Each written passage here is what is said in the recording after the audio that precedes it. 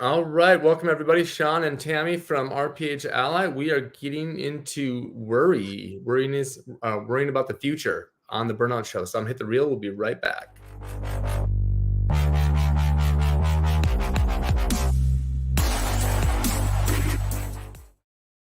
All right, Tammy. So great topic, kind of a continuation of self-awareness. And when you emailed me earlier this week, I was like, wow, or last week, that would be a great topic and talking about because AI, are we losing our jobs? What else is coming down the pipeline? And what else are we worrying about that's causing stress and burnout? So I'm going to kick it right over to you to dive into the topic today, Tammy. Thank you for joining too, by the Perfect. Thanks for having us. I'm excited about this conversation, Sean. Thank you so much. So yeah, one of the things that always the looming thing that happens is that chronic. It's chronic. It's a chronic worry. The brain naturally goes to, that's where the energy goes.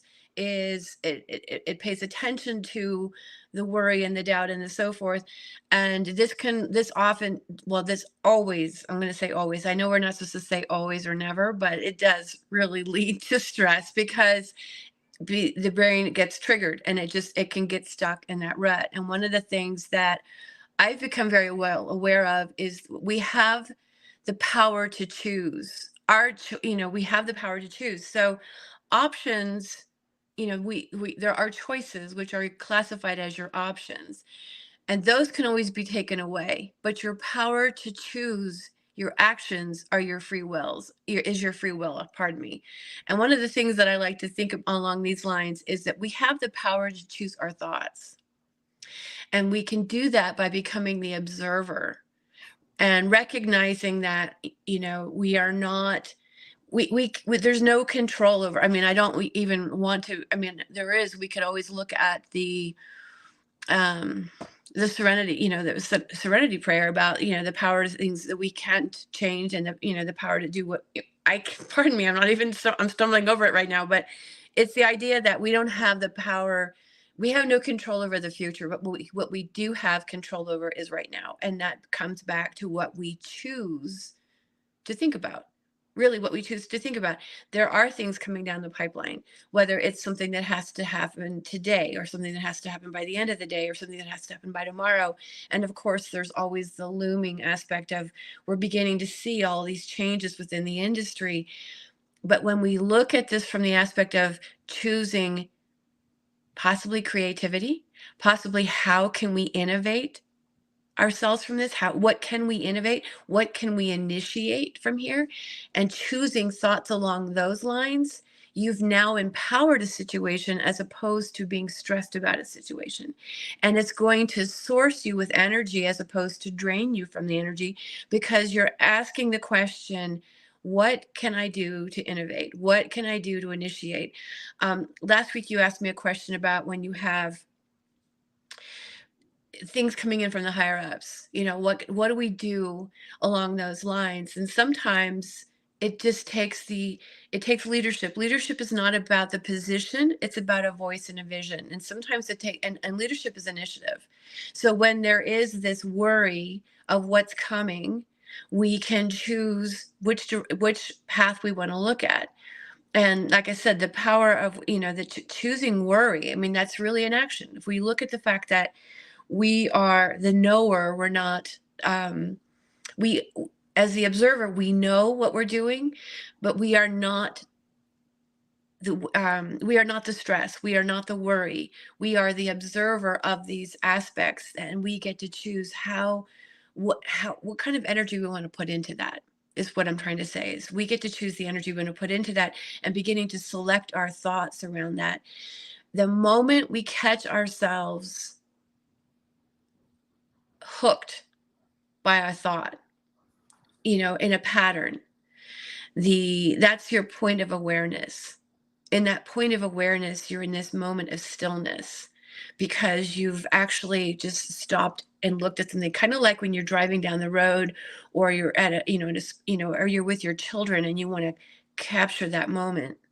That's what it is with a thought. We can capture that thought and begin to choose whether or not that's something we want to further, or something we want to, we can choose something else, because it's simply it's simply a phrase or again, an idea.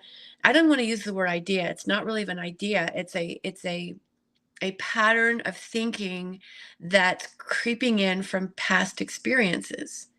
But this moment right here, right now, it's not happening. It's like it's not in the future, and it hasn't already happened. It's right here, right now. And we get to choose what emotion we want to bring to this, what thought we want to bring to this. And that is your point of awareness right there. Again, what transpires from that is the leadership. Is the leader, and again, leadership isn't about a position, it's more about the vision. And when you empower that situation, like, how can we innovate? Who can I engage? And we begin to explore that concept. We are in that, again, I come back to that state of self-awareness. We are aware of what we're doing and how we want to go forward.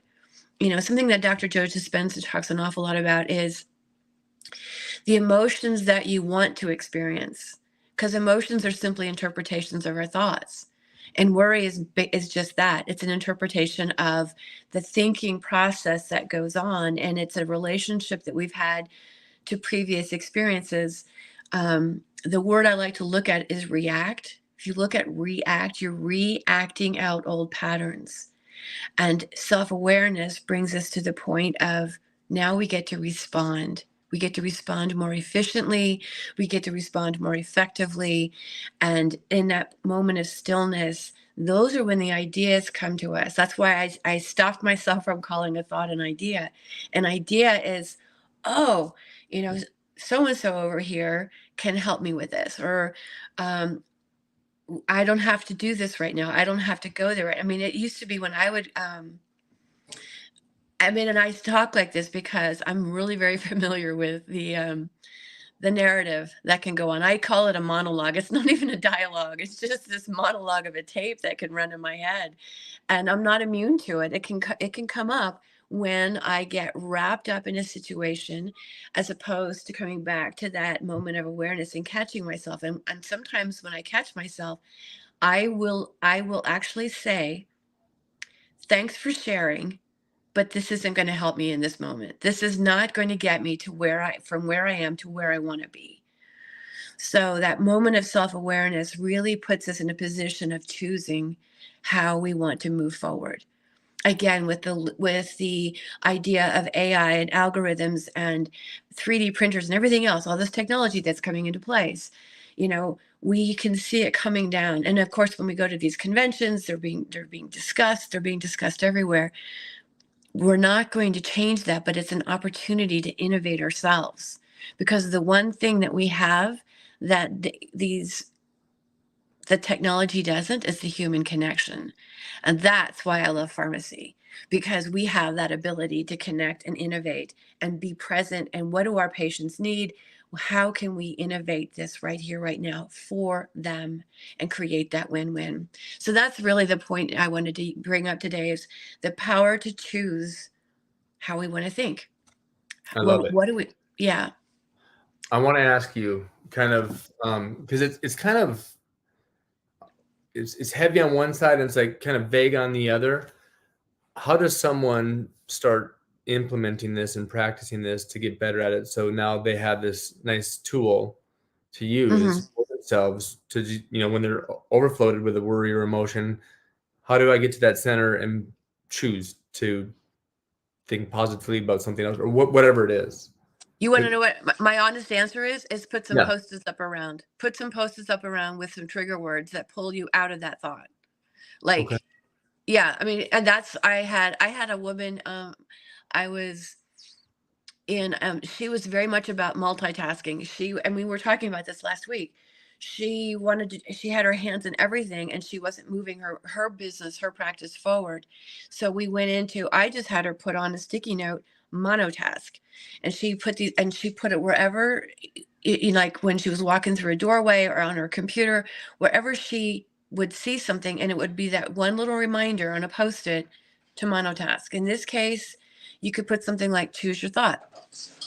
Just something that captures your attention, because it's out of the norm. I would pick something bright and bold. I would pick something that, an odd shape, but I would do something that would put it right in front of you, even put it on your mirror. And as crazy as this sounds, but you've got to put it in front of you in order to remind you. That would be the biggest and the simplest tool. And it sounds probably oversimplified, but when we get wrapped up in that way of thinking, it matters that we have something. That's the reason why songs make a difference. Like if we're listening to a song and all of a sudden a song brings us back to something that was pleasant, or it can take us in another direction. It's that external information coming at us that catches us. And if you put something deliberately in front of yourself that reminds you that, just to rethink, I mean, AT&T had the perfect, I don't think they're even using it any longer, but rethink possible, it's like rethink, what do you, just something along those lines is what I would say. I love it, Tammy. Simple and something to think about and put into practice like right away. If you are having troubles, worrying about, whatever it is you're worrying about, and making that small problem into a big problem right now in this moment, right? I will add one other thing, because I'm an aromatherapist and I love the sense of smell.